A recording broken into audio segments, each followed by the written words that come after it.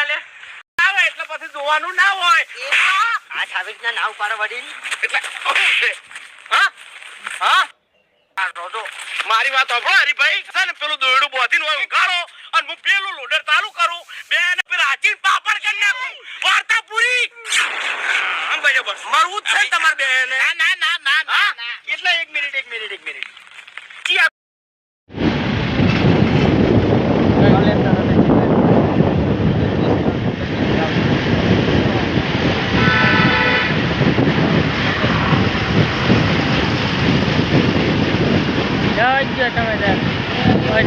હાથ બા મત કાઢો લે